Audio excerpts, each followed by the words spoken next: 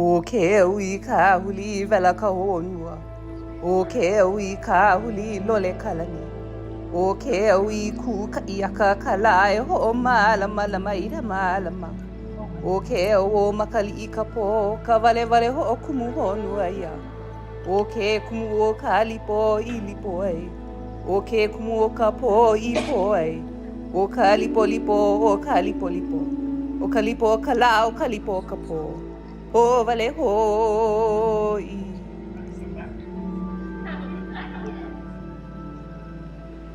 The Kumulipo is a pule ho'ola'a ali'i, a sanctifying prayer that was composed in about 1690 for the birth of Ka'i'i Yamamau, an ali'i, a chief of Hawai'i Island.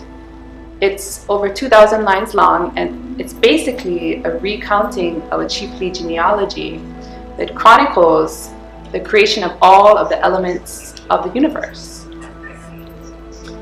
Astronomers, scientists, and cultural historians alike have marveled at the fact that the events described in the Kumulipo are astonishingly similar to theories that were presented from a scientific perspective. Aloha mai, my name is Anela Evans, and I am the Hawaiian culture practitioner and historian here at the Four Seasons Resort Lanai. I also manage the Lanai Observatory Hilo Hoku experience. Our kupuna, our ancestors, held profound and extensive knowledge of the universe and of their natural surroundings. The fact that they were able to kilo, to observe their environment and then establish cultural knowledge and practices based on just their observations and their ability to really interpret what their senses were communicating to them is remarkable. We were presented with an extremely unique opportunity to conceptualize a program that utilizes this brand new observatory facility outfitted with a world-class 1,000 millimeter telescope to expose guests to the breadth and to the depth of traditional knowledge. What we know now, I think, is just the tip of the iceberg compared to the intelligence that our kupuna, our ancestors, possessed.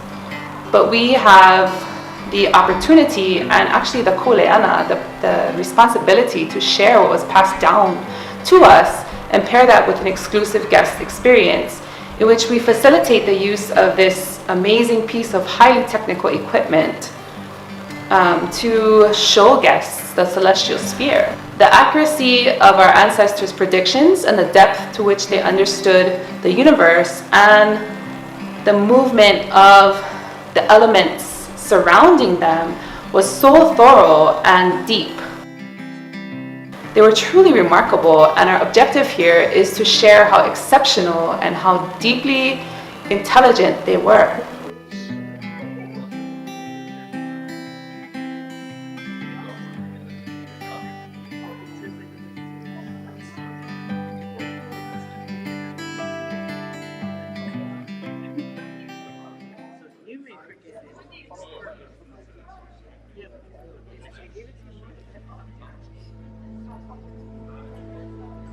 O ke ui ka huli vela ka honua. O ke ui ka huli lole kalani. O ke ui ku ka iaka ka lae ho o malama lama ira malama. O ke o makali I ka po ka vale vale ho o kumu honua ia. O ke kumu o ka lipo I lipo ai. O ke kumu o ka po I po ai. O ka lipo lipo o ka lipo lipo. O ka lipo o ka la o ka lipo o ka po. O vale hoi.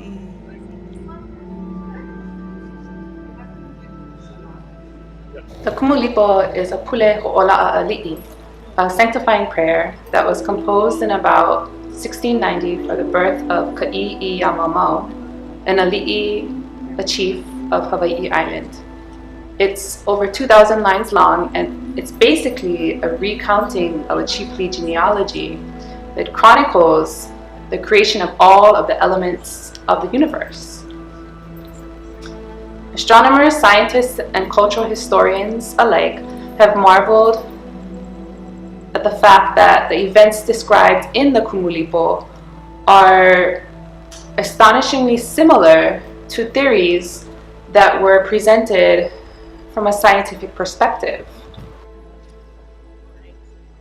Aloha mai, my name is Anela Evans, and I am the Hawaiian culture practitioner and historian here at the Four Seasons Resort Lanai.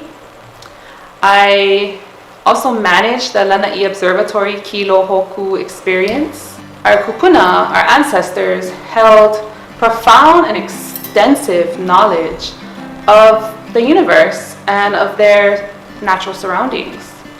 The fact that they were able to kilo, to observe their environment and then establish cultural knowledge and practices based on just their observations and their ability to really interpret what their senses were communicating to them is remarkable. We were presented with an extremely unique opportunity to conceptualize a program that utilizes this brand new observatory facility outfitted with a world-class 1,000 millimeter telescope to expose guests to the breadth and to the depth of traditional knowledge.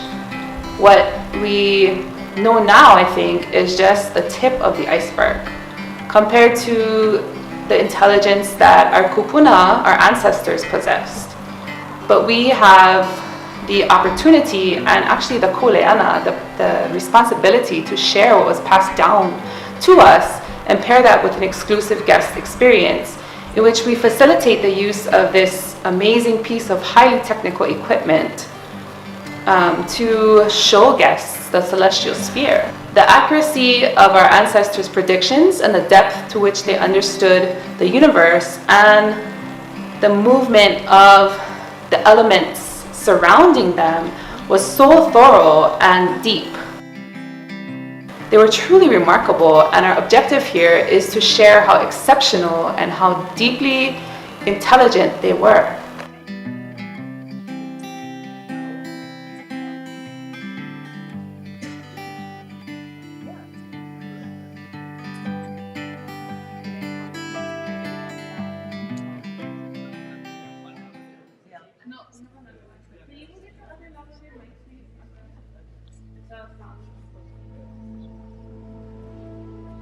O ke ui ka huli vela ka honua. O ke ui ka huli lole kalani.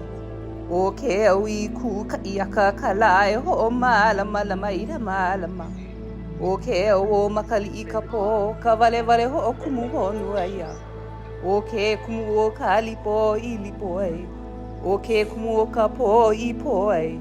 O ka lipo lipo o ka lipo lipo. O ka lipo o ka la o ka lipo o ka po. O vale hoi.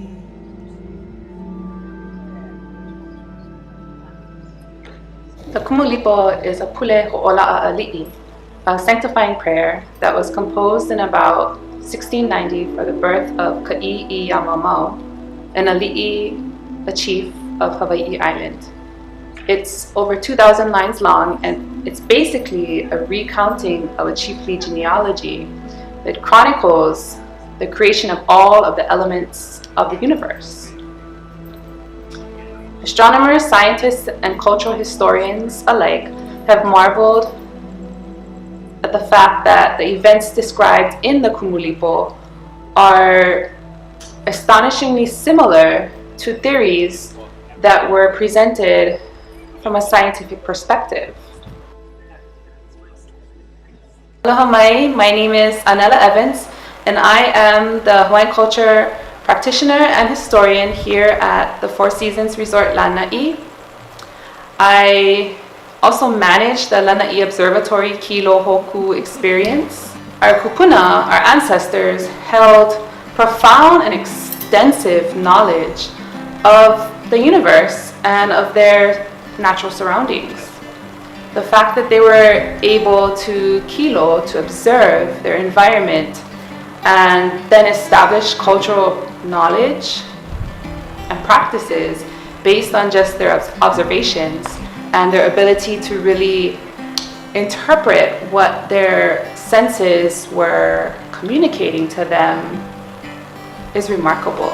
We were presented with an extremely unique opportunity to conceptualize a program that utilizes this brand new observatory facility outfitted with a world-class 1,000 millimeter telescope to expose guests to the breadth and to the depth of traditional knowledge.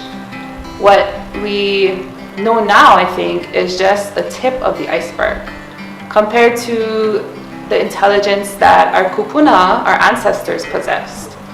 But we have the opportunity and actually the kuleana, the responsibility to share what was passed down to us and pair that with an exclusive guest experience in which we facilitate the use of this amazing piece of highly technical equipment to show guests the celestial sphere. The accuracy of our ancestors' predictions and the depth to which they understood the universe and the movement of the elements surrounding them was so thorough and deep.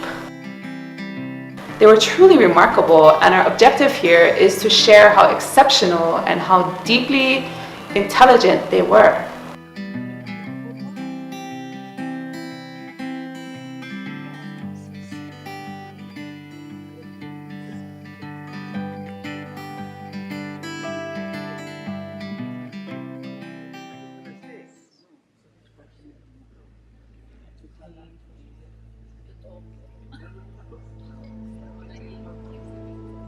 O ke ui ka huli vela ka honua.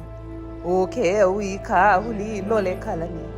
O ke ui ku ka iaka ka lai ho malama lama ira malama. O ke o makali I ka po ka vale vale ho o kumu honua ia. O ke kumu o ka lipo I lipo ai. O ke kumu o ka po I po ai. O ka lipo lipo o ka lipo lipo. O ka lipo o ka la o ka lipo o ka po. O vale hoi.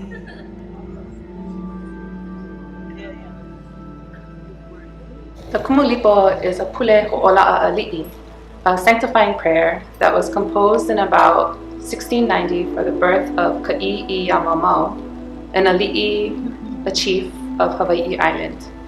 It's over 2,000 lines long, and it's basically a recounting of a chiefly genealogy that chronicles the creation of all of the elements of the universe.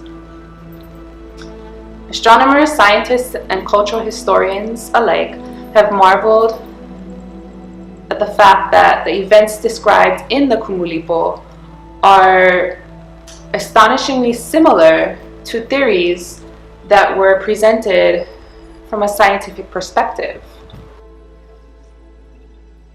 Aloha mai, my name is Anela Evans, and I am the Hawaiian culture practitioner and historian here at the Four Seasons Resort Lanai.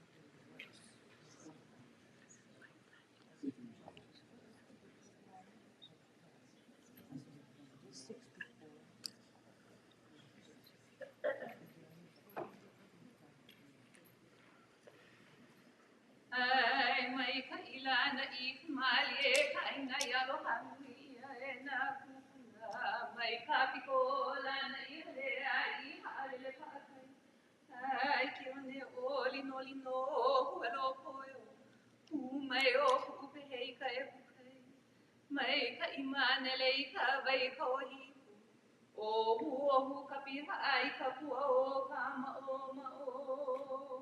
O mai oi ko inoa o lana I mali e ola.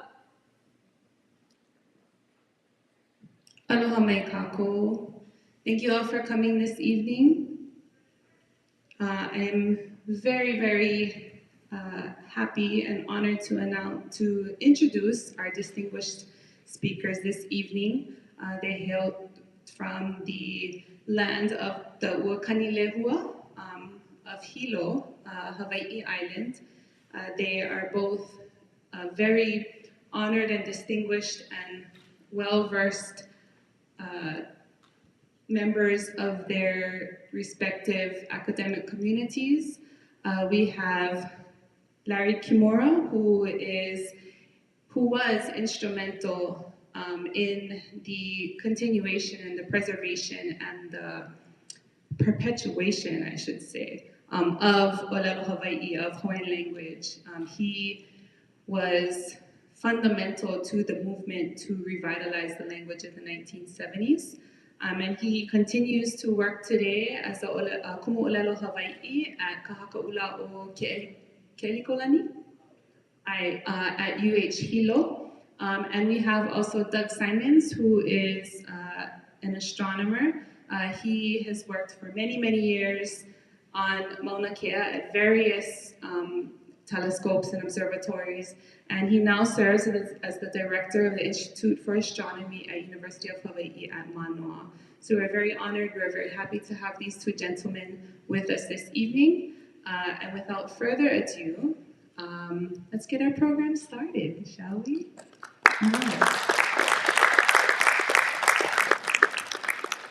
So the first presenter from this evening is Uncle Larry. Oh, kalamai. O te hewi ka huli vai te honua, o te hewi ka huli lole talen, o te hewi tuta I a tae talai, ho malama I te malama. O ke hewi o matari I te opo, o ka wale o kumu honua I. O ke kumu o ka lipo I lipoi, o te tumu o te opo I poi. O te lipo, o ka lipo, o te lipo kalao, o te lipo o te opo. Po ale hoi, hane te po hane Kumulipo I te po he tae, hane po ele I te po he wahine. Ai, hey, hey, hey, hey.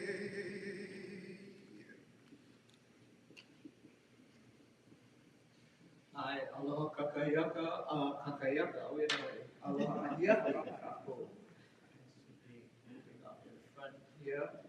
I wish that was my voice that was chanting this beautiful.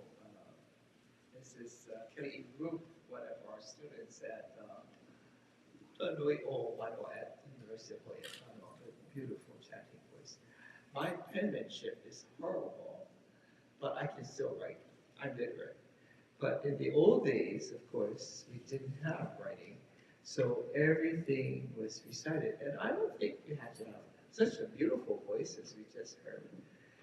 But this is the way our, I would say, our books were written and remembered to be passed on from generation to generation.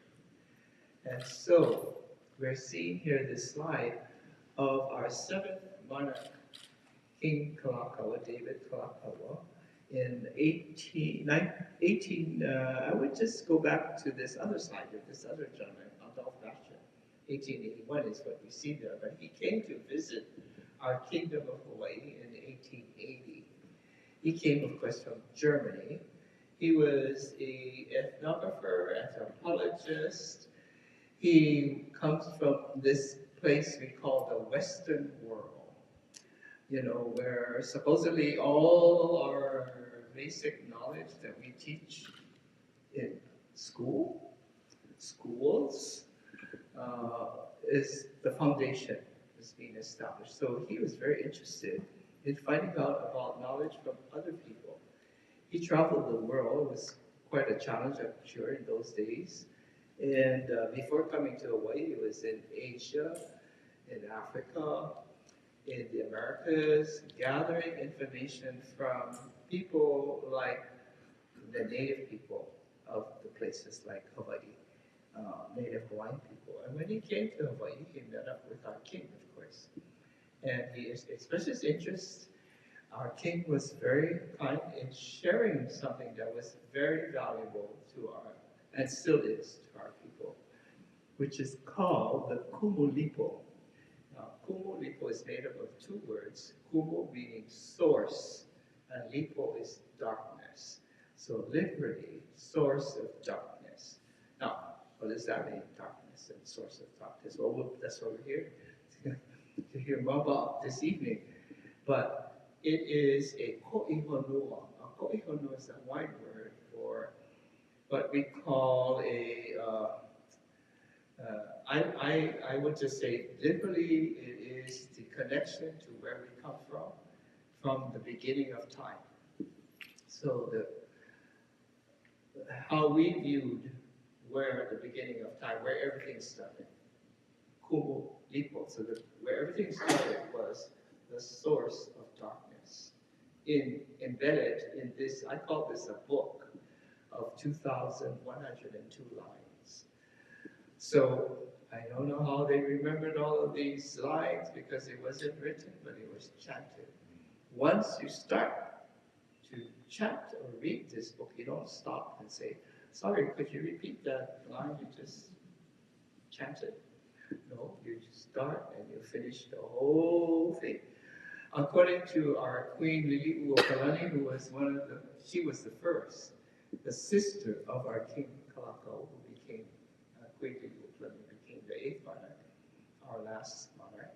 She was the first to translate this record of Kumulipo, the Ko'ihonua. And because the king decided that he wanted to publish it, something that is in most indigenous cultures, I don't know, we have in those contexts what we call it's reserved, for certain people to know, and other people don't have to know. Well, when in Hawaii we have our governance is through blue blood, I call it, or royalty, right? Like Queen Elizabeth. She's like, I don't know what monarch she is in that part of the world in England. and Prince Hirohito in the other part of the world, over in Japan, and we have Mānoa all over throughout the world. We have that system of governance here in Hawaii. We have that. And that was through, who are you? Who said you could be of that stature? Well, that's because of our supporting documents. This is not written. This is our mele, Koihonoa. And one major one is the Kumulipo. Because the stronger you're connected to where everything began, the higher your blood, your pedigree. So we often just translate Koihonoa as a genealogical. So in Hawaiian, we are connected through family genes. Everything is related to us. Maybe in science, it's like stardust or atoms, but in Hawaiian thought, we are related. Everything, rock, tree, water. That's what we know now, but what about before, when there was pure, powerful darkness? That's where it starts, the creation of the Hawaiian universe. And so when Mr. Adolph Ashton came, he was very intrigued with the explanation of our king about this record. Because actually, we credit his great-grandmother, Kamokuiki, for being a key member in, by memory, everything. And this is before the missionaries arrived. Kamokuiki was born in the 1700s, slightly after Captain Cook and them had arrived, before the American missionaries arrived and established a writing system. So this was passed down orally. Luckily, King Kalakaua, was very interested in this. He made sure he established a committee for genealogy to gather all this information from our people, to document it, meaning write it down by handwriting it. And then later on, he went to a company to publish it in the book form. Not too big. It's 2,102 lines of total Kumulipo. Starting with, as I'm going to explain tonight, and this is how Doug and I got together, and he can probably explain this a little bit more, in how is it that we in Hawaii really connect to something, when we look at the sky, I guess if I could say tonight, and we're not seeing the bright, the sparkling stars and all, we're looking into something dark, the other part of it. And so this reflects to me, very deep thinking, and to organize 2,000 plus lines from beginning to end requires a lot of work. And I don't know if it was one person, or I'm pretty sure maybe it was several persons, and how they got to agree and this and that, I can't imagine. But they were all of the single-minded thought of this thinking of, how did this happen? How did all of this come about? And today we're here in this fabulous ballroom and all, so we're not so maybe affected by that, but we're out there. And maybe we're thinking, what are we going to have for coffee tonight and some, a little snack? No. Where do you get that? How do you get that? What are you going to do, tonight, tomorrow, etc., out there? So nature is very, very important in this whole picture. And they use what nature gave them, their eyes, their everything, to observe and to question this, just as we would. And they would come together and establish something that can be more or less digestible, because it's in our Hawaiian language, and today our language is growing, but not, getting there. It's getting there, but we'd like to do much more. And when we use language at this level, in what we call is not necessarily poetry, but recording this kind of thinking. It requires a little bit more than just picking up a Hawaiian dictionary and saying, oh, I can, po means night in the dictionary. No, it's just not night. Or lipo just means dark. Well, it's just not dark. It's the way it's been used and expressed by these people of that time.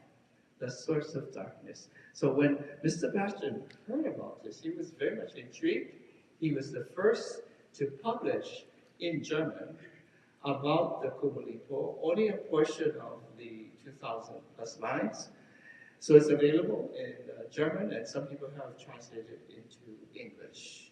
His take and how he got some understanding of it, we understand it's documented that the king Kalakaua himself communicated and tried to answer his questions as much as possible. The king, of course, was fluent in his language. And he also assigned some people to work with Mr. Bastian for those couple months that he was here in Hawaii. And this is the beginning of some historical background of record of this Kumulipo that was handed down orally from the ages. And we have other kinds of ko'ihonua that have been documented, written down, that we have today, that is fabulous. The only thing is, you got to learn Hawaiian so that you can read it. And there have been many, well, about 4 publications. The first to translate the Kumulipo was his sister, I mentioned, Queen Ukalani, into English while she was in prison at Iolani Palace when the kingdom was overthrown. She translated this into English. It's published. And then later on, Martha Beckwith in 1951 published the whole. She translated with the assistance of a lot of Hawaiian consultations and Hawaiian speakers, the whole 2,000 plus lines. In her book, The Kumulipo, also Rubelite Keely Johnson published a portion of the Kumulipo, and lately John Shalom also did publication. However, I have been looking at this Hawaiian, just the pure Hawaiian, and seeing that po is always night, like night. Night is night, night, night, night. I think it's a convenient way to just put something down on paper in translation, night. But it does not carry the meaning of what these, I call them, our people were thinking. This has come from human thinking. We're thinking it's powerful, powerful, dark, darkness. And this darkness that's so powerful continues until today. And like most of the humankind on the face of the earth, we're all interested to know, how did we come here? You know, all of a sudden humans are the center of the universe. Or how did life come about? And so our people were no different. But they wanted to know this start of how did life, you know, we're born and then we die. And we're born and then we die. But how does this spark of life happen? How are we given that ability to be alive? And they got into that very quickly in the Kumulipo show that before Darwin's theory of evolution, they theorized, I use the word theorize, I know some people say, no, it's just a myth. Nope, it's not a myth. To me, this is deep thinking, and scientists still have to prove all their theories as well. These are people theorizing. The smallest thing that they could see and think about, that they thought that this would be a star, was the coral polyp in the ocean. For Polynesian, for Hawaiian, ocean is obviously here. And ocean is important in so many ways. From this body, life evolved, came to be. This is the way the Kumulipo presents it. From the smallest coral polyp, how they saw how these asexual reproductions were happening. They recognized, and from that they used to express. I'm not saying this literally, right? I'm saying this in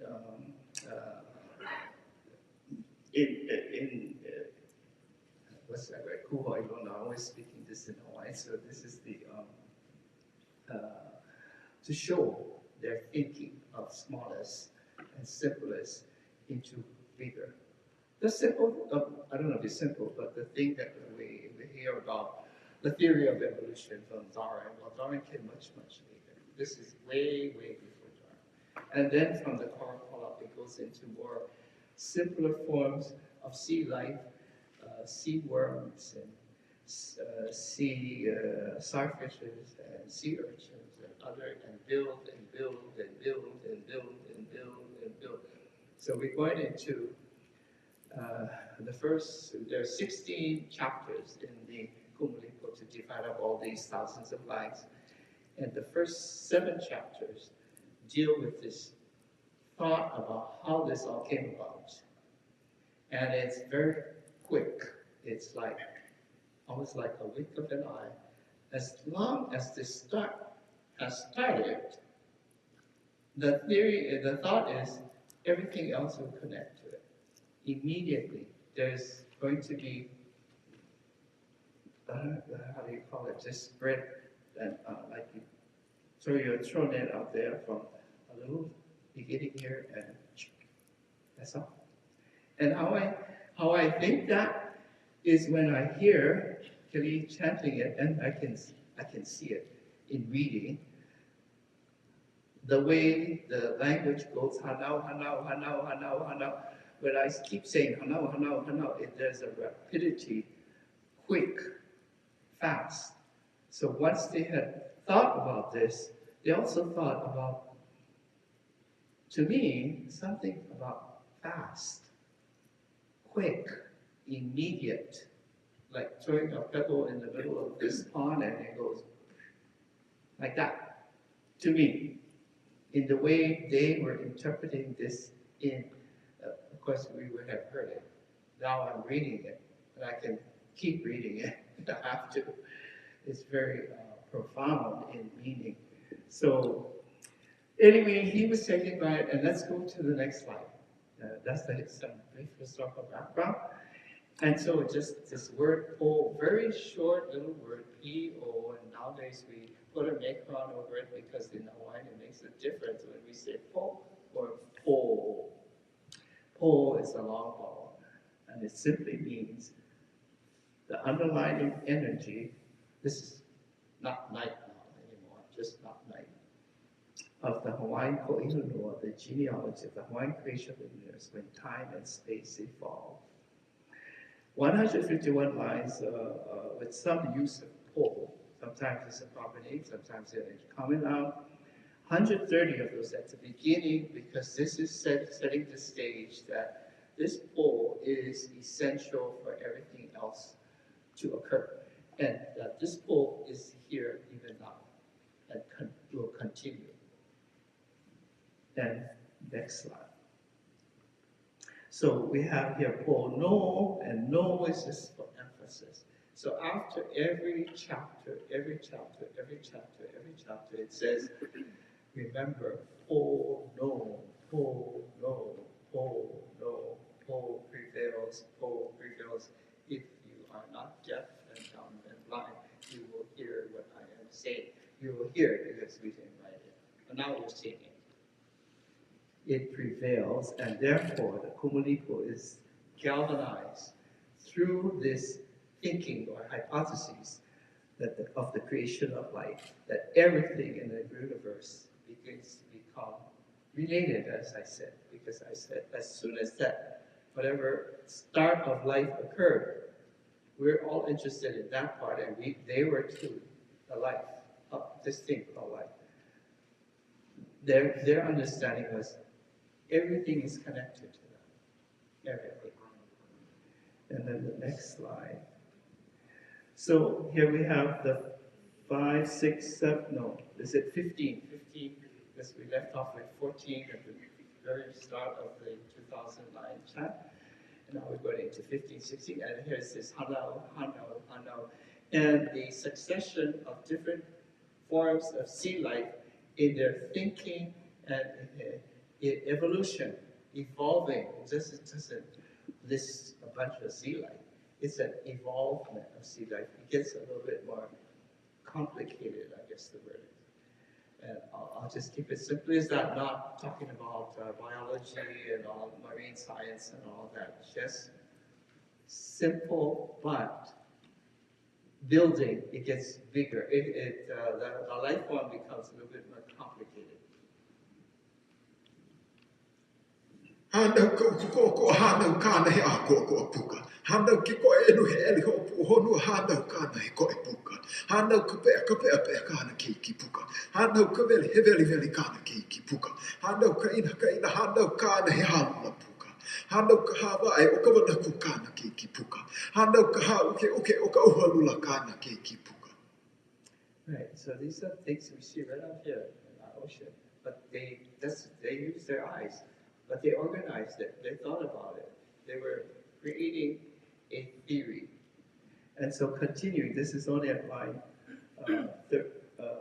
Now I wanted to bring out a very important pattern that occurs within these 2,000 lines, but especially at the first 700 lines, where we really do it, delving into the power of pull of darkness, fathomless power of darkness. And then the thinking is, out of the ocean, for us in an ocean world, we have island, we have land. And we have to come onto land. So how did they think of that? And this pattern, it shows many thoughts and thinking and theorizing of the way they record their hypotheses of this evolvement of life. So as we see that first line, hanau kane awai ololi wahine awai olola. So we see here male and female elements seem to be crucial. There needs to be left and right, black and white, male and female. It's just not singular. There is a dual, and it's representing here, male element, female element, especially as they're thinking, of course, of creation of something called life. And then when they want to move into land, so they say, hanau ka ekaha, no ikai. So one is the ekaha seaweed, lives in the sea. Today, some people call this ekaha the limu opi. Well, and another name for it is limu ekaha. Then kia ia ekaha noho iuka, to be followed by the ekakaha fern that lives on land. Now, some biologists would say, oh, there's a connection between seaweed and fern. Yeah, but in the composing of this thinking, this book, there were linking language sound, ekaha, ekakaha, etc., etc., etc., etc., etc. This pattern goes on, and the evolution keeps going from simple to more complex. But this is the first, showing the movement from ocean onto land, and it uses a seaweed, ekaha, the sound. We don't read, right? Back then, we're hearing all of this. So sound is important. And ekakaha, with duplication of ekaha, emphasizes this linked assonance. And then 37, po uhe kavava is always there. That deep, powerful darkness, tumultuously, there's some kind of a sound going on here, slips into reincarnation. So darkness can reproduce itself, reincarnate, and it never ends. It continues, as I said, until now. And then it thinks, well, I'd say they think about some kind of sustenance. we're moving from ocean onto land, and they put in, there's access to fresh water to endorse a plant. And then 39, this is 6 lines in this pattern that keeps repeating and repeating. The 6th line is very important, that only the supernatural or the natural, I hate to use supernatural sometimes, we think about Superman or something, natural elements participate in all of this activity that's going on, and man has nothing to do with it. Never enters. That's a kind of a hard concept sometimes when we want to say, well, we're not infertile. Yeah, we're nothing. That's what they're saying. We don't exist. Nothing to do with humans. It's all about ke akua, ke komo. Now, if we look up the word akua in the dictionary today, we see the word God, and we go, oh, godly, oh. And then you keep reading, it might say a little bit more and a little bit more, but in this context, it'll say that other part of the dictionary, aku could be just a ghost as well. Aku just could be nothing. And aku could be super, no, I don't want to use super, natural, just occurs through what we call nature, I guess. So nature is a God. I guess nature is a God, but not the kind of God that we talk about in certain contexts. And this pattern continues, the evolution continues. So, let's hear about it. Hanau ka ne wai ololi o ka mahine wai olola. Hanau ka e ka hano hoi kai kia I ia ka e ka haka hano hoi uka. He po he e ka wawa he nuku he wai ka ia ka au. O ke komo a o he komo kanaka. Now all of that was fast. And also language. Today maybe it's hard for us to, I'm talking in English. And even then I think, Kamera himself might have a hard time hearing all these words. But he could always consult with them because he's of that class. But deep words that go quickly, yet just because they go quickly doesn't mean they don't mean anything.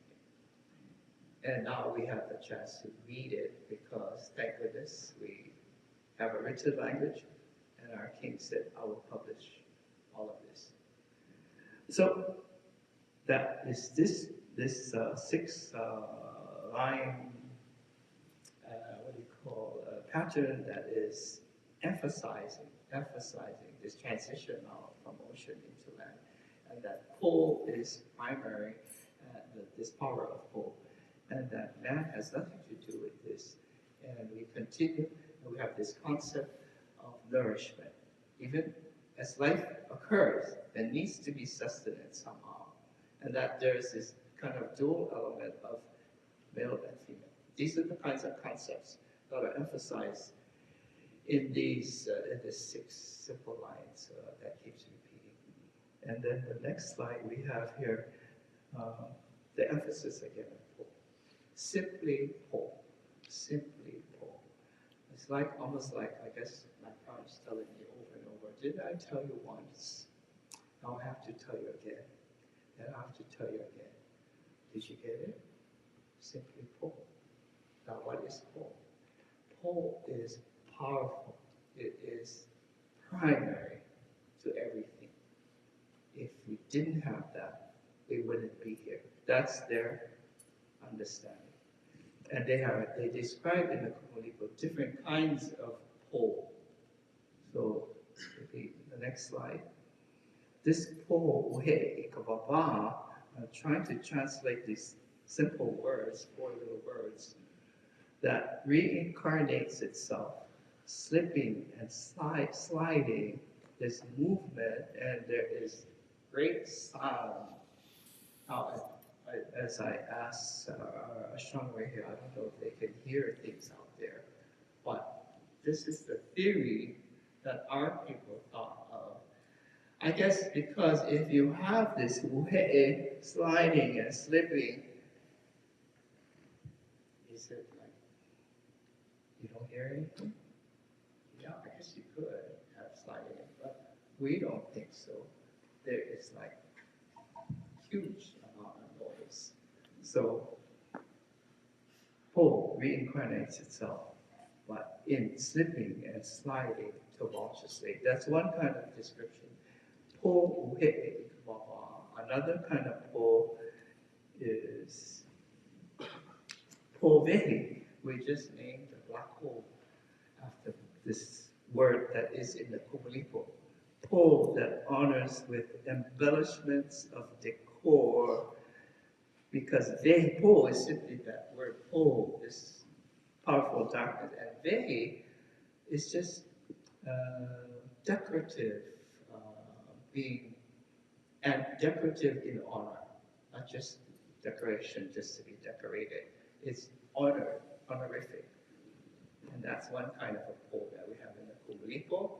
Then another kind of a po we have in the Kumulipo is po ha ha, which is literally, seemingly it has a mind but it's feeling its way around.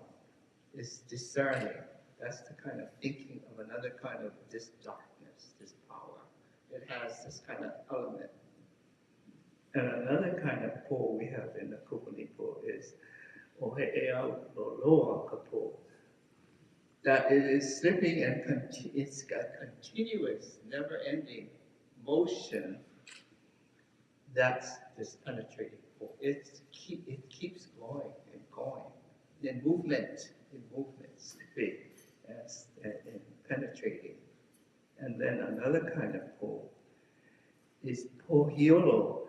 Is this powerful po that collapses, it just falls into itself. That's what Hilo, po, Hilo.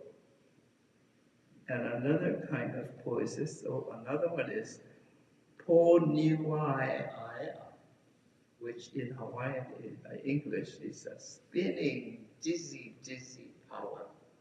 Powerful. And it's dizzy, it spins. And I guess now we come to these first lines, only the first, not the 2000. I'm not going to go into all. But these 14 prologue, the beginning is so, to me, it's so powerful of how they were thinking about this theory, that to set the stage is that these things were happening. Keaui kahuli vela Mānoa. That that's saying when fundamental, this is where we are, this is a space. This place, some place, this whatever country, this environment, this place is altered through heat. And how did they think about heat? That's the way we thought of it. That this space, this fundamental space, is altered through heat. And then okeo, and those of you who know Hawaii, you don't need to know Hawaii, you can see oh. It's like repeating, and if you don't get it, too bad for you. You miss out. And you better listen good. Or if you can read, you can go back and read it again, like I do. And the next line, okeo I kauli lole, when the cosmos altered, turning inside out. Wow, that sounds weird to me, but that's how they thought.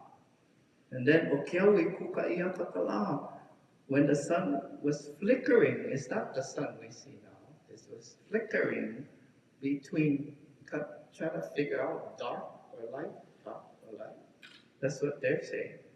O eho malamalama ikamala, to attempting to brighten the moon. Okeau o makali ikapo, when this complete abyss was dotted with tiny stars, then began slime that established a physical space. And that's not Earth, it's just some kind of space. Okay, kumo kalipo ilipo, the source of impenetrable darkness, so profound.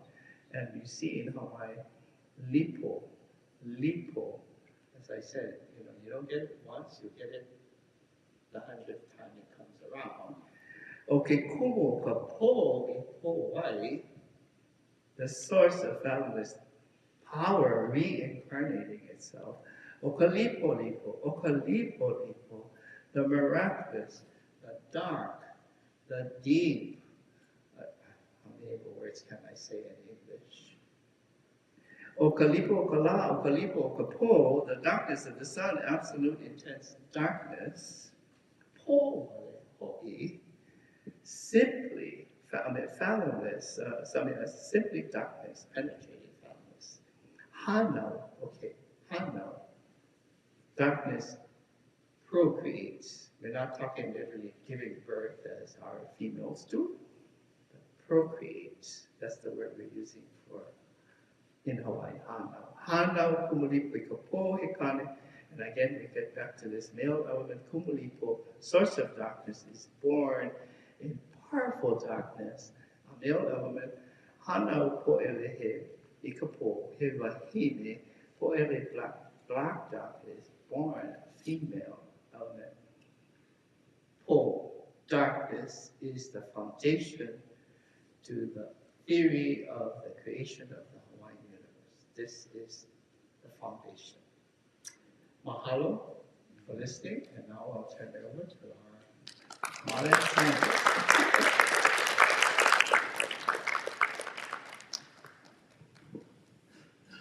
Mahalo, Larry. That was just a great explanation for the basis for the whole presentation tonight.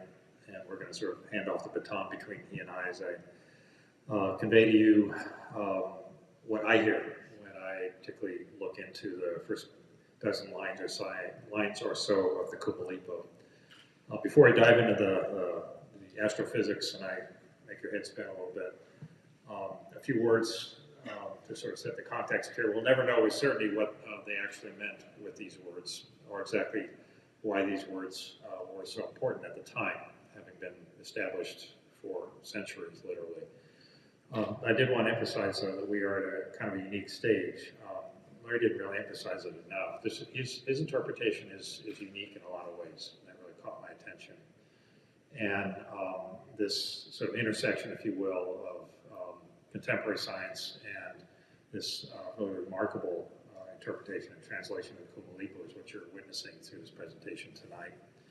And as I said, the words of the Kumulipo are, in a sense, taken into the meaning by this analysis that we present to you this evening.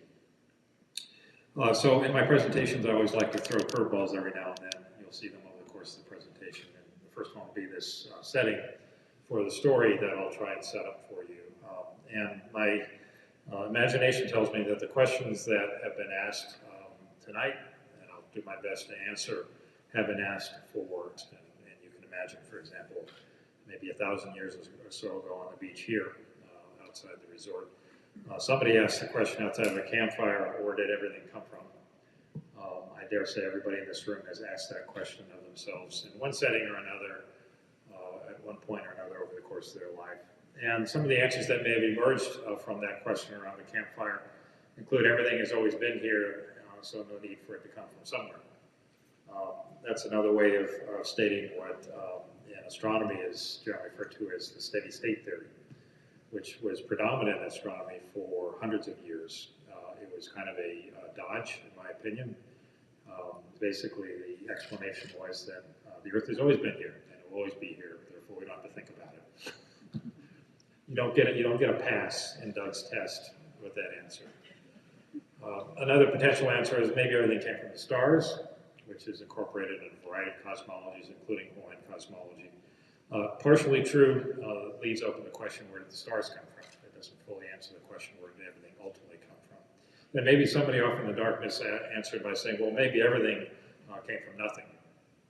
As non-intuitive as that answer is, and it's kind of embedded in the previous part of this presentation, that is the closest correct answer that we have today in sort of contemporary astrophysics.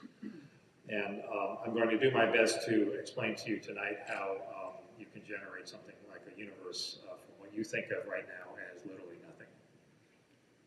And it's not magic, it's just math and physics, trust me. So this is an ancient story about the creation of everything, and it's also a modern story about the creation of everything. And this sort of intersection that I implied earlier is at a unique place called Po. And I like to point out in the many discussions Larry and I have had, if we could just figure out Po, basically everything would be solved in the world. Everything else is so simple compared to Po. Piece of cake. General relativity, anybody could understand that if we could just figure out Po. Before we dive into the physics, so to speak, the price of admission is you have to put up the world according to Doug, and some sort of personal views on that I never missed the opportunity to sort of chide over. One of them is the completely artificial divide that sometimes we see between science and culture, and this is unfortunately kind of propagated in the media, in my opinion. For me, science and culture are completely intertwined. There's a deep connection between the two over literally thousands of years. And what you're witnessing tonight is both a scientific interpretation. I want to emphasize what Larry said, it's not mythology. This is the embodiment of knowledge through a chant. And it's up to us to do our best to figure out what the knowledge is, not to treat it as some sort of distant mythology that should be dismissed as some sort of secondary afterthought. There's a tremendous amount of, as Larry said, tremendous amount of effort and thought that went into that chant. I would love to have witnessed somehow how they agreed to the words over the course of time. But for me, the myth is that science and culture are at odds with each other because they're fundamentally linked to each other. Another thing that I hear from time to time, including a lot of from politicians, about how can we just have science and culture coexist?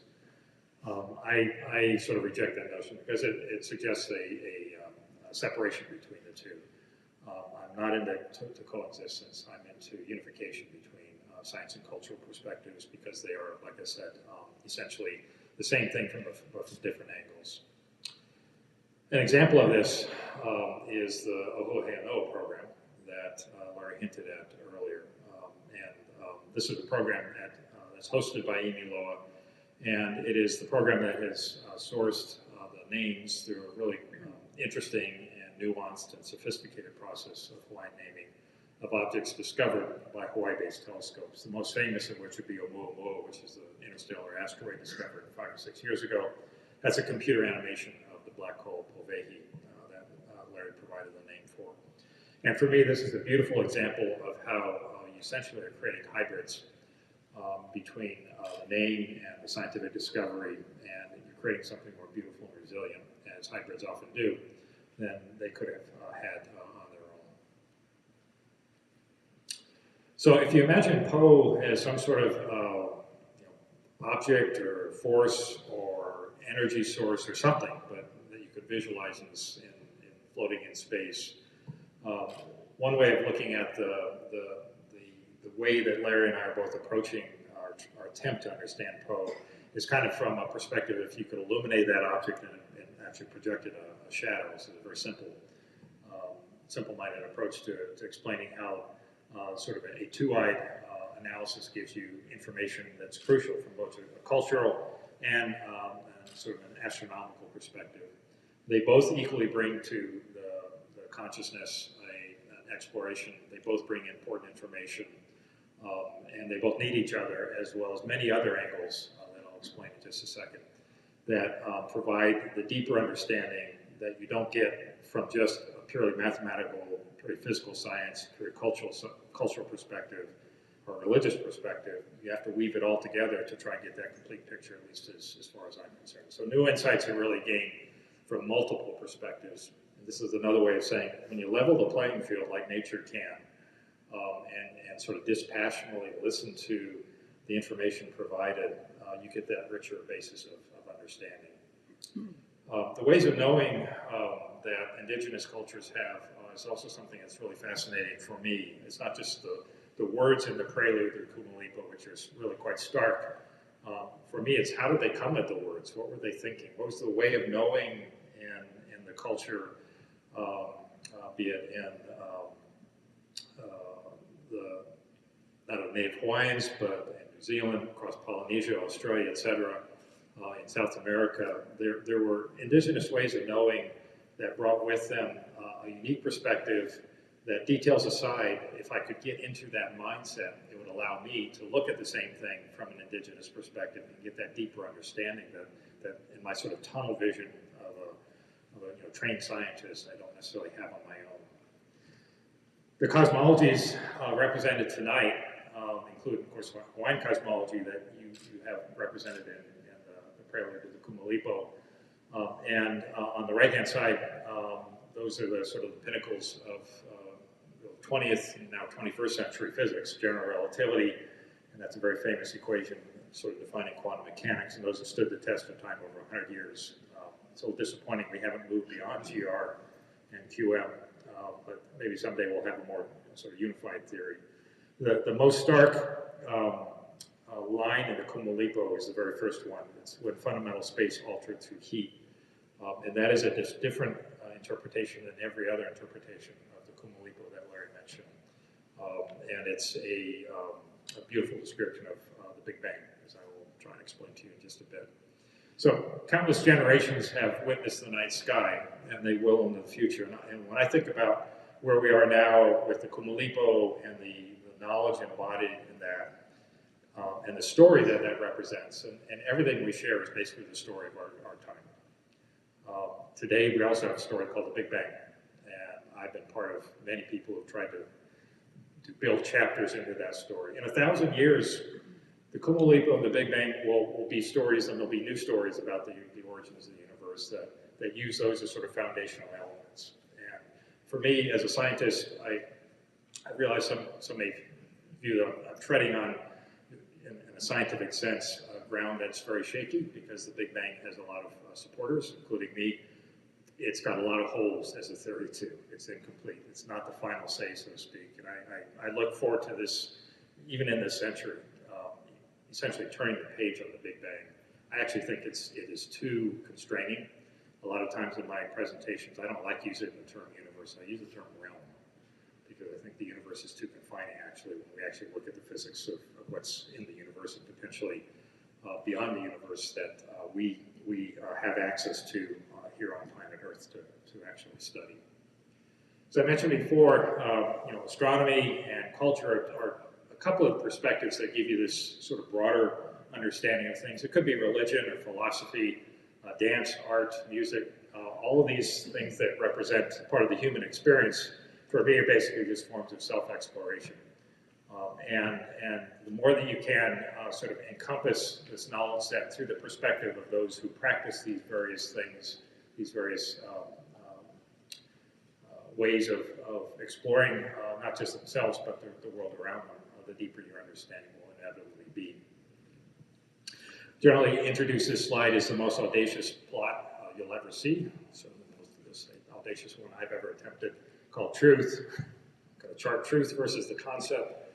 And I'll use a sort of a simple object called a vase to capture some of the concepts that you might put into this chart of truth to allow me to try and gauge in the complicated world in which we exist, is there something that essentially is a form of absolute truth? This is, I guess, a way of expressing my frustration with society today and how it is, the knowledge that we have is colored in different ways by people. So you have potentially, for example, concepts being right and wrong. It's a very simple one. We'll put those in our vessel of concepts. Religion and science, they may seem like they're at odds with each other. I'm a Catholic scientist. I have no problem being a practicing Catholic and an astrophysicist. I joke less, I'm the 10th in my family, the product of my mom's Catholicism in a way, if you know what I mean. How many have more than 10 in their family? So it's a wild family to grow up, and a lot of fun. So for me, religion and science, that's no big deal. Culture and art, so I think many people could easily see those two as being sort of a yin and a yang that quite easily go together in our base of concepts. If there are any politicians in the room, I apologize, but you're going to the bottom. Don't really see the ethics there, but anyway. The point being that, in a sense, we're all just vessels of beliefs and belief systems. And I think we take ourselves too seriously sometimes because we're so invested in our own beliefs and belief systems. But if you can kind of, like I said, dispassionately step back and realize that we have our senses, we have our brains, we can only understand so much. It's only a piece of the grand puzzle, so to speak.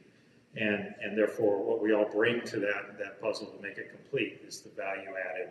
It's not necessarily just our own beliefs and belief systems. So as I alluded to before, in this scale of truth, I tend to view what we as people bring to the table relatively little value compared to nature. If there is an absolute truth, I look to nature, hence the title slide, Lessons from Nature. And I say that quite literally because nature does not lie, and it fundamentally cannot be fooled. That's a direct quote from Richard Feynman, who was one of the greatest physicists of the 20th century. It doesn't matter what your political persuasion, gravity will work on you if you're a Democrat, Republican, Independent, or what. It wins every time, 100% of the time. So I like to sort of look at the lessons of nature and then from there try and figure out what they, or how, if they apply at all to the grander schemes of our human experience. So some of the most important lessons come from nature, and that's the kind of the point to this, the remainder of the presentation. So you're going to see the space-time chart a lot over the course of the presentation. Basically, it's a timeline where t equals 0 and the origin of the universe is here. Space is on the vertical axis. Grab this little anime, or this illustration from a space telescope. And there's a lot of information packed in it, and I kind of like it because I can use it to walk you through essentially the evolution of the universe as we understand it from a variety of research, be it mathematics, physics, chemistry, astronomy, etc. Started with the Big Bang, and I will explain to you how you can generate a Big Bang in just a bit.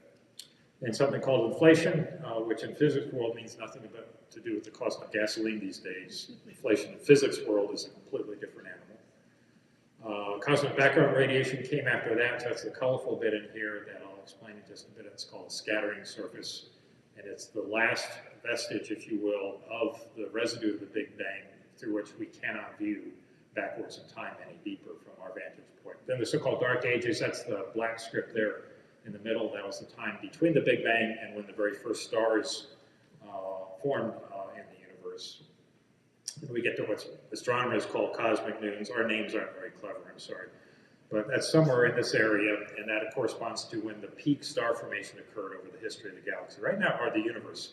Right now, star formation, the rate at which stars are being formed, is slowing down over time for a variety of reasons. And it was maybe a couple billion years after the Big Bang, when the universe was actually much smaller, you had this explosion in the numbers of stars being formed and then ultimately being harbored in galaxies. The Earth forms right around here, so about 14 billion years or so after the Big Bang. Then we coincidentally arrive at a point at which the universe is starting to accelerate at not just a measurable, but potentially a disturbing rate as a result of physics that I'll explain in just a minute as well. So that's represented by this being kind of a straight line in here, and see how it curves out. So that's the sort of injection of a new energy source that we discovered about 20 years ago, in large part by research on Mauna Kea, that we now know is basically going to destroy the universe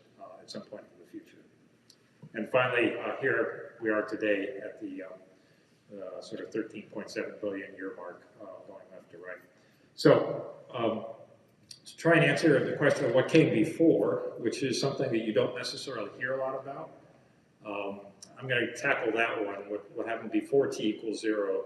But before I can do that, I have to explain sort of over the course of the right-hand side of this chart, these various events, to allow you to appreciate how they stack up and build up into the formation of the universe itself. And I'm going to weave into that the Kumulipo across the course of this span of time. My presentations involve breaking laws of physics all over the place and torturing experimenters with hideous temperatures and pressures. Basically what we're going to do is stamp all over general relativity and go much faster than the speed of light, going backwards in time to the Big Bang and beyond. We're going to start this story, though, on the right-hand side of the chart with the formation of our own Earth about 4.5 billion years or so ago. And this is the first element that I'll share with you, the Big Bang. It's, I think, the third or fourth line in the Kumulipo. So when I'm looking at I'm reading these lines, I'm seeing it through the eyes of an astronomer and what pops in my head. And in this case, the line that I captured from the Kumulipo was one in which, when the sun was flickering between darkness and light. And for me, that represents the early stages of the formation of a planetary system. And this is a really sophisticated computer rendering. It's called hydrodynamic code of a planetesimal formation in a very young star system that's forming. So this is gas and dust spinning around a still young immature star. These white dots that you see along the yellow ribbon there of material, those are what we call planetesimals. So those are the kernels, those are the cores of planets that will eventually coalesce as this disk of gas and dust collapses by gravity. It eventually cools off and dissipates and forms a stellar system, a planetary system, not unlike our own solar system around the sun. And as time marches on, you see these rings form. That's where you have planets that are basically sweeping out large amounts of gas and dust as they go round and round. This whole process is pretty fast. It's maybe 100 million years. In astronomy terms, that's fast. Now we're going to speed up the animation. In the central region right here, that's the star. You see the planets, the main planets, they're forming, and you get what we call migration. And basically what happens is the material left outside of those planets eventually falls in, gets jettisoned by interacting with the planets that you see orbiting at very high speed in this sped up animation. And you kick out much of what was originally formed in that planetary system back into the galaxy. So in our solar system, this happened about 4.5 billion years ago. We had a lot more material. Jupiter messed up everything, kicked it back into the galaxy. The first galaxies, this next one I'll show you. This is a topic of great research. The new James Webb Space Telescope was specifically designed to do a number of experiments, amongst them to make the observations of the very first galaxies from the first stars after the formation of the universe. And these simulations on the right show you two renderings of the same object. Z, by the way, is a time metric, so as Z goes to 0, that is current time. So we're going from ancient times to current time. On the left, that's a galaxy, and what you're looking at are stars. On the right, the gray represents what we call dark matter, and the colorful bit is gas. And the right is a lot more exciting. This is the same object, same time. You're seeing these enormous explosions occur in the early universe as galaxies form. They were incredibly disruptive. You wouldn't want to be there. These supernovae, you see them blowing material completely out of the galaxy as stars explode. It eventually rains back down because it's still captured by the gravity of the core of the galaxy. It processes itself over and over as it gets blown out and it falls back on. Each time, with each cycle, you generate heavier and heavier nuclei, and you're basically starting to fill out the whole periodic table of the elements through this incredibly energetic process. On the left-hand side, you see around Z of 0.6, what we call galactic cannibalism has more or less ceased. This is this sort of spinning pinwheel that you'd associate with an isolated galaxy has finally taken place. It's consumed all the little galaxies, more or less, by the time that's gotten to this point in its evolution. And now you have this sort of quiescent period in which life can form.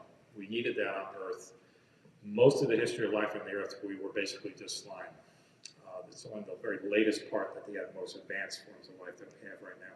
And we needed a very quiescent, stable environment in which life could eventually form and evolve.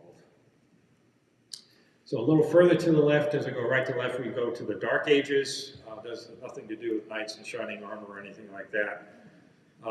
This is when the universe was completely dark, and it is an entirely unique period in the universe that will not be repeated. Before the first stars were formed and after the Big Bang, but it had cooled off in a really unique way. So these very first stars which are right in here in the chart, you see in the animation on the right-hand side, after the Dark Ages, those stars are immersed in a fairly high density field of hydrogen for the most part. And you see as the stars sort of eat out that hydrogen and what we call reionize it and turn it into basically as protons and electrons, the fundamental appearance of the universe was locked in place at this point with the first stars. By that I mean, when you look in the night sky, you see dark and little stars. That's been the way the universe has more or less looked since the first stars, and this event occurred where the gas was ionized by those first stars. Those first stars were 1,000 times more massive than our sun. They're very unusual. They lifetimes of maybe 10,000 years. Our sun is going to last 10 billion years. Super, super energetic, and in that first period of time, they were just blowing up all over the place. We hope that Webb will take us back so we can look at those first stars after the Big Bang itself. For me, what strikes me when I think about this, and Larry mentioned this in his presentation, the line in the Kumulipo that I thought about when I sort of reckon back to these first stars is when this complete abyss was dotted with tiny stars. For me, the word tiny doesn't mean tiny small, it means young. And implied in this is an understanding that stars are born, they have a life, and they die, which is absolutely true. Then we get the cosmic background radiation, the colorful bit here, which is some of the most interesting part of the whole chart, really. To explain that, I need to go back to the early universe and what it would have looked like if you were there. And during the first 300,000 years or so. So not very long, again, even on geologic time scales. This is going backwards in time, not even to the dinosaurs in a sense on a geologic scale. The universe was basically nothing more than a rapidly expanding ball of super hot gas. There were no planets, certainly no stars. It was just ripping at a very high rate of speed and expanding and cooling in the process. And in a little more detail, the reason it looked like it did, which is basically a white hot fog of gas, very hot, hundreds of millions of degrees, is that the protons, which are represented by these little blue dots, and the electrons by the red dots, and these little squiggly lines, those represent photons of light, particles of light that are moving through the early universe. It was so hot that the electrical field between the negative electrons and the positive protons wasn't strong enough, so they never bonded to form atoms. We have what's called ionized gas. When you have ionized gas, the physics of light interacting with light is very different. It scatters in all kinds of directions. Essentially, the universe looked like a white hot fog, like in the picture up here. That's what it would have looked like. And then something really quite amazing happened. When the universe cooled off to about 3,000 degrees, that's cool enough that all of a sudden the protons and electrons could bind to form hydrogen atoms.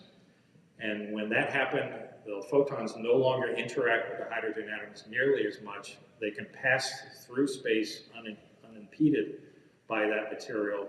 And you recognize or see that by the universe all of a sudden turning dark. This happened at a very, very rapid point. It didn't take that long at all in the history of the universe, where you're going from a white hot fog, absolute darkness. No stars yet. They had yet to form out of this gas. It was still hot, but to your eyes it would have looked dark at the time. And that's how we got to the so-called Dark Ages. Another way of imagining this, which is very much analogous in a sense, is if you were to fly through a star, and I can imagine certain people, I'd like to be in this spaceship that I won't name right now, because this is a particularly painful thought experiment that I came up with. But if you were the pilot of this and you had the technology to fly through the core of a star, and you're looking out the window, this is what you would see in the core of the star: fully ionized gas, photons of light scattering in all directions, because everything has been broken down into its sort of component protons and electrons. It's 1 billion degrees or so in the core of our sun.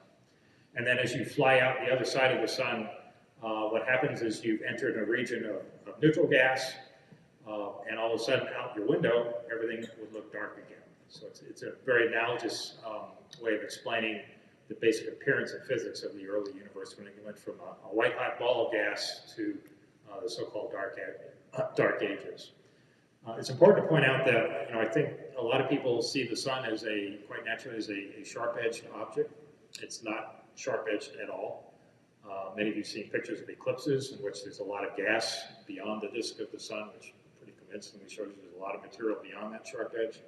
The sharp edge is kind of illusion. This is where the temperature of the sun, the outer atmosphere of the sun, is at about 3,000 degrees. And that's the point at which electrons and protons can be bound, and photons of light can shoot out from the sun without being impeded. They can go into deep space, and you see that by the formation of what appears to be a sharp edge to the sun. But in reality, at different wavelengths, the sun is different sizes based upon what you're looking at in terms of material.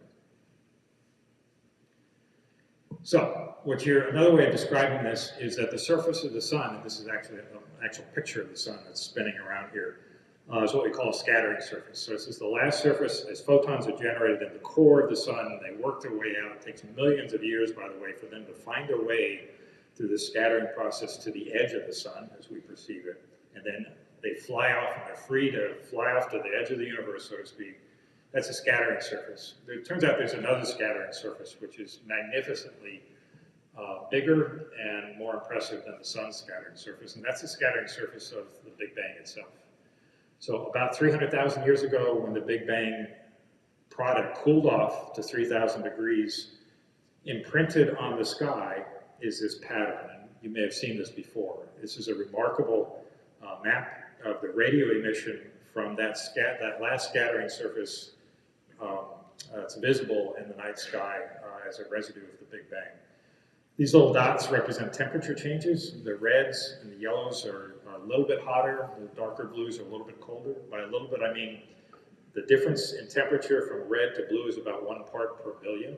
So this is essentially the same temperature everywhere. It's a very hard observation to make. And what's really incredible about this is that these little dots of variation in temperature are traceable to the Big Bang when it was less than the size of a proton. At that point, there are what we call quantum fluctuations in the very, very early universe that were frozen in the Big Bang. I'll explain in just a bit. The universe expanded out. Those variations, which started out spectacularly small, got imprinted in this scattering surface at scales that you could see with your naked eye. So these dots are as big as the moon in the sky. If you could see at radio wavelengths this cosmic microwave background radiation, it would just be mind-blowing. Never mind that. The fact is that this structure was imprinted into the appearance of the universe when it was less than the size of a proton, and it blew itself apart. It's magical. It seems magical that you could transform something so tiny into something so big and keep its overall appearance, if you will. So what came before, which is what we're getting up to, the Big Bang itself, as we worked our way from right to left so far. And this occurred about 13.7 billion years or so ago, and figuring that out requires more than what we have current technology to easily resolve. We cannot see beyond the cosmic microwave background radiation. You can't see into the core of our sun. That scattering surface makes it impossible. There are ways to probe the core of the sun, involving, for example, sound waves, gravity, other techniques, but you can't actually see into the core of the sun. Likewise, you can't see the Big Bang. It happened, somehow you could magically see through that background radiation pattern. You could actually witness the Big Bang if you looked hard enough, so to speak, but you can't do that. So to figure this out, we basically have to use the best processor we have, which is the human brain, and combined with a lot of other experiments and observations, try and figure out what actually the Big Bang looked like and what led to it. So to do that, I've got to kind of rewind a little bit and apologize. There's no test. This is the only equation. Sometimes I hear complaints, oh, there's mathematics. I think everybody's seen this equation at one time or another, at least this guy, Einstein. One of the most famous equations around, E equals energy, m is mass, and c is the speed of light. Of course, the speed of light is a really big number, so when you square it, multiply it by a small amount of mass, you still get enormous amounts of energy, and that's how you produce things like nuclear reactors or atomic bombs. And what I want to point out is that everything that physically exists does so in a form that we call energy in physics. And to emphasize that even more, matter is simply a concentrated, stable form of energy.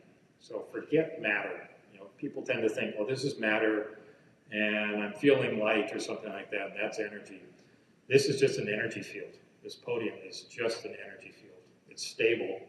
It's interacting with my hand. The reason I can't push my hand through it is because the energy field that my hand is comprised of cannot push through the electrostatic field within this podium. There is no matter. It's all energy. And when you come to that realization and think about it long enough, you'll hit the bottom floor like me and you ask, well, okay, what's energy?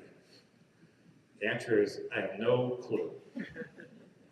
And in my opinion, nor does anybody in modern science. That's a whole nother presentation, if you will. So interactions, as I say, between what you think of as matter, forms of matter, is really just energy fields. The way physics or physicists describe everything in the universe is nothing more than these oscillating energy fields that interact, that don't interact, but you can apply mathematics to them to be able to understand them and predict their behaviors, if you will. So ultimately, if we want to figure out the origin of the universe, we have to understand energy. This little pie chart shows you if you could somehow assess all the forms of energy in the universe. It shows them laid out as we understand it today. You see about 3/4 of it is in this sort of mysterious form called dark energy, that I'll explain in just a minute. And then you have dark matter. Again, matter is really just energy. The reason we call it dark matter is because this particular form of matter, which is the dominant form of matter in the universe, doesn't interact with anything else except through gravity. Okay, so all the matter in this room is interacting through light, through heat, through the sound that's bouncing off of the furniture and you from the PA system. All this matter is interacting in very intuitive ways. Dark matter is passing through your body right now, as far as we know. You don't feel it because it doesn't interact through electricity, magnetism, light, or any other fundamental force. It only has the property of having gravitational interaction through itself or anything else. We haven't figured out what dark matter is. Huge amounts of research going into figuring out dark matter. This chart, by the way, is a complete embarrassment, and that the vast majority of the universe is in an unknown form, be it dark energy, which we barely understand, and dark matter, which we do not understand. I have my own ideas about what dark matter really is, but in any case, another point to take away, stars, you may have thought that stars are the dominant form of energy in the universe. It's about 1%. It's barely anything. I guess another way of saying that is when you look into the night sky, we are all attracted to the shiny bits up in the sky, the stars and planets. The vast majority of the energy, all the action really, is happening between the stars. It's in the space between the stars that the physics is really cool. It's not just the stars themselves. So forget matter, forget the stars. It's all space. You can see where I'm going with Paul. So now that I've hopefully dragged you into this idea that space is really important and stars are boring,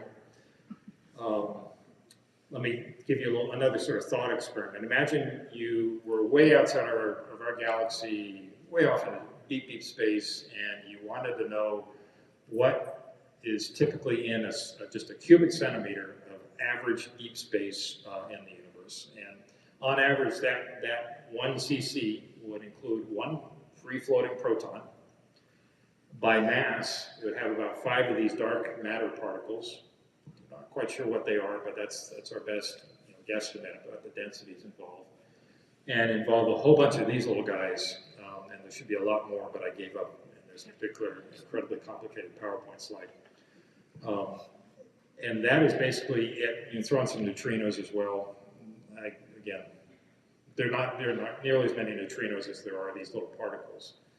And it's kind of cool in the sense that these particles are so prolific in their formation during the Big Bang. Most of the particles generated in the Big Bang were these things, and these are photons of light.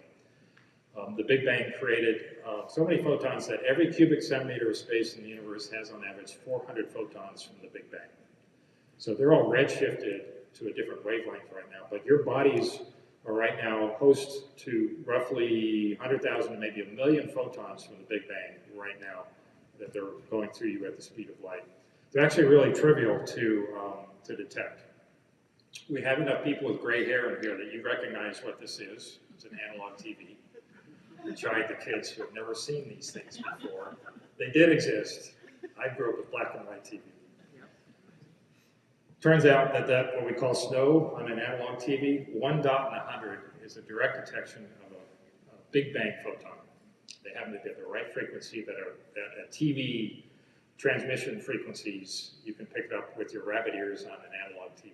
Trivial to detect these photons. They are everywhere. So with that sort of anecdote on the side, imagine applying an electric field to that region of space, and we pull out the proton and we put gravity around it, and we pull out those dark matter particles, which only react to gravity, and we just let the little photons fly off and do whatever they're going to do. It sets up a question: is the space now empty? And you'll probably think it's a trick question. You wouldn't have asked it. Something deep going on. And if you're wondering, well, he wouldn't have asked if it wasn't not empty. You would have been right, because it turns out that space cannot be empty. It is physically impossible to have space without it having energy. And we in astronomy call that dark energy. Physicists call it vacuum energy. Wildly different measurements of its density in space. That detail aside, they both are built into space itself. It's a product, if you will, of quantum mechanics. So this is a really important thing to take away, that you cannot have space without energy being built into that space. And that is driving so much of physics. And in fact, it's driving literally our existence tonight. We would not exist if it weren't for the property that space has energy built into it. So back to our space-time chart, and this is how I'm setting up the argument that our universe has a fuse lit and it's going to blow. You see this sort of curve right here that represents the accelerated expansion of the universe, and basically the universe is in a runaway state. We discovered this about 20 years or so ago. And the story goes that we had the universe expanding, like I said, after the Big Bang. After that, space, which I've just argued to you, has energy built into it. So as the universe expands, you get more space, but as you get more space, you get more energy. And that energy in turn leads to more space, and you see the runaway effect that's taking place. That answers a lot of questions when I was a kid. When I was a kid, we didn't know the ultimate fate of the universe. Today we do, and it's going to blow. We have plenty of tread on our tires, so to speak, so we won't witness that. But it's one of the sort of triumphs of modern astronomy, that we have strong evidence that the universe was rigged to blow by the physical properties that were embedded in the physical properties of the universe at the Big Bang itself, thanks to dark energy. Turns out that's half the story. There's another form of energy that I haven't put on the table called gravity. Gravity is always kind of the outlier in physics. And gravity, in this context, I'm going to describe it simply as what we call potential energy. It enters in the equation with a negative sign. Every form of energy I told you before has sort of a positive sign when you add it up in the universe. And potential energy is actually really easy to understand. So if I had a brick and it was a distance x from the ground, it'd have a certain potential energy associated with it. And if it happened to be twice as high, so 2x, it would have twice the potential energy. And if I dropped that brick, it would make a thud, the temperature would go up a little bit, you get sound waves going out, maybe some chemistry going on, and your potential energy would be transformed into a different form of energy at the point of contact with the ground. The point being that as the universe is expanding, it's kind of like a spring. The more you pull it, the harder it gets to pull. So as the universe expands, it's building more and more and more potential energy through gravity. That's a really important property. It's basically gravity is preventing the universe from blowing itself apart right now. And there's this sort of tug of war between gravity pulling everything together and dark energy trying to push everything apart in an incredibly, exquisitely balanced state that is phenomenally improbable. Phenomenally improbable. We shouldn't be here tonight. The odds of the universe existing are mind-blowing in terms of how small they are. But we do. That's another presentation. Trust me, it's spectacularly improbable that our universe should exist at all because it requires such an exquisite balance between dark energy and gravity. So how balanced are they? Well, we get to what I call the importance of zero. That's a little number chart here for you. If you could actually measure, here's our pie chart again, all the dark energy, all that dark matter, which is just energy, stars, gas, etc., and put it on what I call our cosmic fulcrum here and figure out how much it weighs in this simple cartoon, and then ask the question, what about the stored energy of gravity as the universe goes out? How does that compare to the energy that I've described to you before, most of which is just the energy built into space itself? So this is a spectacular outcome. Turns out they're balanced, and to within one part in a spectacularly small number. The reality is that we have this incredible example of what I call a balance in nature that we've arguably ever discovered. It turns out that the net energy of the universe is zero. So everybody in here, if I'd asked you at the door and I'd asked you how much energy in the universe, would have said a pretty big number, right? Exponential notation, a googolplex of some unit. I bet nobody would have said zero. This is actually predicted by general relativity, and when I learned this, all the way back in grad school, red lights flashing big time. This is so counterintuitive that the energy of the universe is zero. It's telling us something, and what it's telling us is the origin of the universe and how we got here from sort of nothing. So I've just bent the you-know-what out of your minds. I first of all have argued that the universe is only made of energy. That total end of the universe is actually zero. And it begs the question, is something actually nothing, or likewise, is nothing actually something? So if you're feeling like we're on a free fall in this presentation, we're right on track. We're going to pull out the stick, and we're going to pull the plane back up and have a safe landing by the time we're done.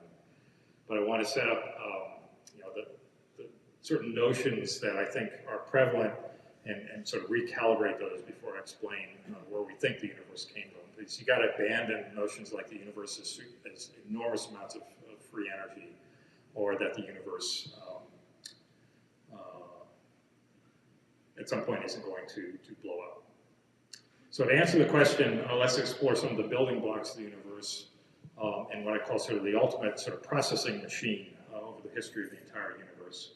And to do that, I'll represent the universe, or I should say the periodic table of the elements, immediately after the Big Bang.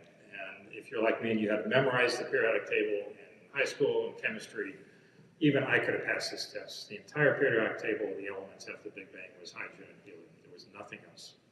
Nothing else, because there are no stars, there are no mechanism to generate any more complicated bits of matter than that. Over time, through spectacularly energetic processes, we filled out, over the past 14 billion years or so, the entire periodic table of the elements. And it's taken all kinds of processes. So these elements over here, they were for the most part generated in the cores of stars like our sun. It goes from hydrogen and helium, it generates carbon, nitrogen, oxygen, that's a whole physical cycle, neon, argon, etc. Eventually, it actually gets to iron, and you create a situation in which you have a star core that collapses, and that's called a supernova. That's a huge explosion. So this area of the periodic table, mostly those elements come from supernova, exploding stars. The orange areas, it's very interesting. We've just, for the first time, seen our first emerging neutron stars through an experiment called LIGO. So these are spectacularly dense cores of supernova. I believe one teaspoon of neutron star material weighs 10 to the 15th grams. Okay, so about the mass of the Earth, give or take. And when these neutron stars merge, it's really amazing. The spectrum that emerged from this had gold, platinum, heavy metals in it like we've never seen before. It's a really dramatic example of how you can generate the heavy metals in the periodic table through these merger events of neutron stars colliding and blowing up. So now I'm going to stretch the timeline chart even more and share with you the answer to the question, how long will the universe exist? So we're going to push it off to the left, and this is not a linear scale. I'm just going to sort of abuse the graphics a bit. And there are two things that I want to point out over the lifetime of the universe. First of all, it'll be about 20 billion years after the Big Bang that the Earth will finally meet its ultimate global warming event called vaporization. When the sun expands as a red giant, the outer atmosphere of the sun basically will consume the Earth, and the Earth will be vaporized, and that's the ultimate aloha. The good news is we've got about 5 billion years before that happens, and we've got a lot of issues to solve on this planet before we get to the red giant problem. The other thing that I want to point out too is if you do the math about the acceleration of the universe, it's about 1 trillion years after the Big Bang that the universe will rip itself apart. By rip itself apart, I mean that the expansion of the universe will exceed the speed of light. And I'm sure you've heard that nothing can go faster than the speed of light. Turns out space can expand and contract at arbitrary speeds. There's no speed limit for changing the rate at which space itself expands and contracts. Light cannot travel faster than the speed of light. Information cannot travel faster than light, but the universe can. I don't know the answer to how you have even any meaningful physics when the universe is expanding faster than the speed of light. So everything is seriously powered at about 1 trillion years after the Big Bang. The chemistry that we need for life occurs mostly in that front end of this chart. After that, as the galaxies recede, and the galaxies are going to get shredded apart by expanding the expanding universe, the stars will be shredded, planets will be shredded, the atoms in our bodies will be shredded by the time that we get to this point 1 trillion years or so from now. So it's a pretty hideous way to go. Can't think of a worse way, actually, off the top of my head. So to the question what happened before the Big Bang, which I've been dodging all along, this is what we think happened. And I'm going to explain that by a simple little chart here. Some of you recognize that from, again, sort of high school chemistry. So this is a hydrogen atom, there's the proton, and these are the so-called clouds of electron shells that are represented around that proton. And this is a reminder that when an atom or an ion or a molecule goes from a high energy state to a lower energy state, it emits a particle called a photon, and it basically spits it out, and that photon goes around, and it is absorbed by another object and then re-emitted on occasion. It may strike your retina and trigger a reaction that your brain ultimately interprets as an object. This is an incredibly ubiquitous process. There are countless photons in this room right now. It's a very common process. I point it out because the same process in principle applies to space itself. Turns out that space can have different energy properties, and space can collapse into a lower energy state. And when that happens, it emits a particle as well. That particle is spectacularly energetic. We cannot produce these particles in our laboratories and probably never will in the future. So the probability of this happening is fantastically small. That said, if you have enough space and enough time, it's going to happen sooner or later, so to speak. You get what's called the ultimate free lunch. That's a quote from a famous astrophysicist called Alan Guth, who predicted we call inflation theory. And under these incredibly rare conditions, that again, if you have enough space and time, it's going to happen. You'll get a jump in the vacuum energy levels of space itself, and it creates a cascade event. This creates particles called inflatrons, or inflatons, and they're the product of that energy decay. Instead of photons, which are really quite meager in terms of their energy, inflatons are spectacularly high energy particles. And to give you a sense of that, if you could have actually 10 grams of them in, say, a 10 cc vial, first of all, none of us would be here. And the explosive potential energy of just 10 grams of inflaton is roughly equal to 10 to the 80th tons of dynamite. There's nothing like that we ever conceived of. This is a spectacularly high energy particle. That's 1,000 times the mass of our sun in dynamite. So that's just 10 cc's of this stuff. That's how you get a Big Bang. That's how you collapse out of vacuum energy a type of particle that creates a cascade that creates the mother of all explosions. So there's our Big Bang. And back to the Kumulipo, this is the first line, and this was the hook for me in my discussions with Larry. When fundamental space was altered through heat. I had one word to change to make it 100% the Big Bang, heat would have been energy, but heat's just a form of energy. Importantly, Honua in, I think, every other interpretation I've seen refers to Earth. In Larry's interpretation, it's fundamental space. And in math and physics, that's a very distinct, important term. And I did a head fake when Larry first shared with me that the first line of the Kumulipo is when fundamental space altered through heat, because that is a very simple 6-word explanation for how most astronomers simply say that's the Big Bang. I was really kind of dumbfounded by that. I've danced around cosmic inflation. I've one slide to explain that to you. So this is a horrible graphic. This is the same sort of speckled chart of cosmic microwave background I showed before, but it's in the form of a ball, which means you're outside of the universe looking at it, which you cannot be. But that detail aside, there's an incredibly important moment right after the Big Bang and before this sort of 300,000 year period of cooling that occurred. It's called inflation. And from a period of around 10 to the minus 33 to 10 to the minus 36 of a second, so yeah, physics, we sometimes work in incredibly short intervals of time. After the Big Bang, the universe expanded by a factor of 10 to the 60th.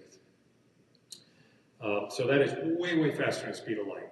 The universe instantaneously expanded from something much, much smaller than a proton to something roughly the size of a baseball. We don't know why, but inflation stopped. Most mathematical predictions lead to what we call eternal inflation. That's much more likely. The universe should have blown itself up through this inflation process. So I've been asked the question, I don't know what stopped inflation. Luckily it stopped. We had this incredible expansion of the universe, and then it sort of slowed down to a measly 68 kilometers per second per megaparsec, sort of the drift rate, if you will, of the universe that's slowly expanding and cooling from there. So right now the hunt is on for proof of the inflation theory, and within the next 10 years or so, I bet, given the amount of research going on, we'll know if it's right or wrong. But there's a lot of predictions that it uniquely makes, including the uniform temperature that I mentioned to you before, and the fact that we live in a universe where the geometry of space is actually flat, which is another remarkable property, because that implies that we live in an infinite realm. Okay, so inflation is this little dot just to the right in our space-time chart after the Big Bang. And for me, what that sort of harkens back to in the Kumulipo was when the cosmos altered, turning it inside out. For me, that's a transformation of the geometry of the universe, kind of turns it inside out. First time Larry and I talked about this, it was like turning a taco as an octopus inside out. The geometry of that little creature got radically altered. Okay, here's another curveball. You weren't expecting a picture of Christmas. If you were, I'd like to talk to you after the presentation. We could talk about the stock market. So this is a picture that we are forced to take by my wife there in the middle every year because nobody really wants to do it, but we follow orders. And I use this picture as a demonstration of improbable events, namely the fact that everybody's eyes, I believe, are open. The smiles are there, not all more real. The cat's actually contained. The dogs have not ripped these goofy antlers off. They're not looking at us, so it's not quite perfect. And the shutter went off. So there are many takes of this picture. And I use it as an example of what you see as, you know, the Simons family Christmas morning. In Doug's Twisted World, when I look at things like this, or I'm standing in line at KTA waiting for the cashier to go, I'm seeing a different set of objects. There goes Kono, and my daughter Kirsty, and myself. I'm seeing the universe through a slightly different lens, so to speak. And to the question, through that lens, where did everything ultimately come from? I hope I have convinced you that we have pretty good insight as to where everything ultimately came from. It ultimately came from the vacuum of space, and everything that is around us now is simply transformed energy from that vacuum energy, and I think you could argue that sounds an awful lot like Pope. A fathomless power reincarnating itself which I believe is 5 or 6 lines into the Kumulipo. So last time I'll subject you to the space-time chart. Here are all the elements of the history of the universe I've tried to capture for you in 45 minutes or less. I want to share with you a video that we recorded of Larry at Kumulipo on sort of the 9,000-foot level of Mauna Kea. It's part of a video series we did as part of the release of the Povehi name. And I really liked it. I edited out of the lengthy interview because I thought it captured what I introduced this part of this presentation, in that we really have this unusual intersection of indigenous knowledge and contemporary science that we're actually trying to intersect through this sort of common exploration. So here's Larry. As I said, this connection, it's uncanny, it's awesome, I think, when we begin to realize how fortunate the amount of information, Hawaiian traditional information, or information handed down through the eras. And it's not just what some people may call mythology or stories. It kind of is beginning to connect, as I said, in a very unusual and awesome way to me. And this is something I think that our Hawaiian people and our public in general and the world should know about. And we need to bring that out. And I know not too many people spend their time going through, say, for example, our 2,102 lines of the Kumulipo that was left for us to read now. In the old days, of course, we would have heard it, chanted. But it's so unreal that we have that kind of documentation, and that we could spend some time, and many people have written about the Kumulipo, but I think there's still much, much more that has not been put out to the public. So in connecting to what's happening in recent, how do you say, when I say recent, it's because I'm still recent, hopefully, involved, that it's an opportunity to continue this connection to where we left off and bring it up to current times and see where we go from now with that. Because I think it deserves, it's too valuable to not continue. It deserves to be continued. So with that, O te hewi ka huli vai te honua, o te hewi ka huli lole talen. O te hewi tuta I a tai talai, ho malama I te malama. O ke hewi matali I te opo, o ka wale o kumu honua I. O ke kumu o ka lipo I lipo I, o te tumu o te opo I po I. O te lipo o ka lipo, o te lipo o ka lao, o te lipo o te opo. Po ale hoi, hane te po hane Kumulipo I te po he tae, hane po ele I te po he wahine.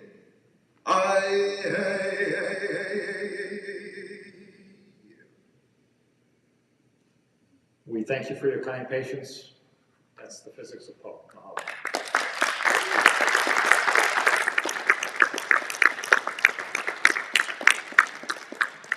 Mahalo. We blew right through our 9 o'clock.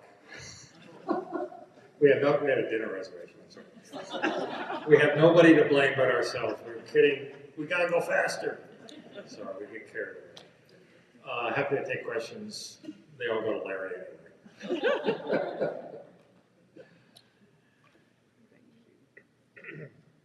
have any questions? If not, they might be able to still make their dinner reservation. We'll see. All right. Mahalo, everybody. Appreciate your coming out. And mahalo to our hosts as well. We really appreciate the opportunity to fly over from all the way from Hilo.